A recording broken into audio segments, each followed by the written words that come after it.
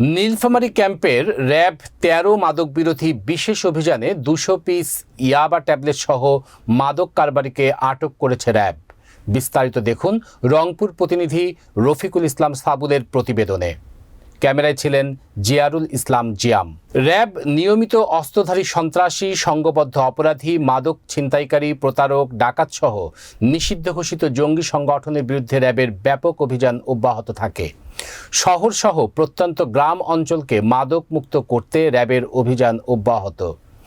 Squadron leader, উপপরিচালক, অধিনায়কের পক্ষে মাহমুদ বশির আহমেদ এক প্রেস বিজ্ঞপ্তিতে জানায়, র্যাব ১৩ ক্রাইম প্রিভেনশন কোম্পানি ২ নীলফামারীর একটি আভিযানিক দল সুনির্দিষ্ট তথ্য ও গোপন সংবাদের ভিত্তিতে রংপুর জেলাধীন গঙ্গাচড়া থানার অন্তর্গত কিসামত শেরপুর মিয়াপাড়া গ্রামস্থ ধৃত আসামি ইব্রাহিম খলিলের খামার বাড়ির আঙিনায় অভিযান পরিচালনা করে।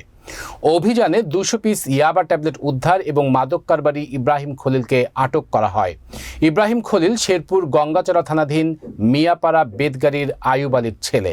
প্রাথমিক জিজ্ঞাসাবাদে জানা যায়, সে দীর্ঘদিন যাবৎ মাদক ব্যবসার সাথে সম্পৃক্ত এবং বহুদিন ধরে আইন শৃঙ্খলা রক্ষাকারী বাহিনীর চোখ ফাঁকি দিয়ে মাদকের বড় বড় চালান পার্শ্ববর্তী দেশ হতে পাচার করে রংপুর জেলা সহ দেশের বিভিন্ন স্থানে সরবরাহ করে আসছে।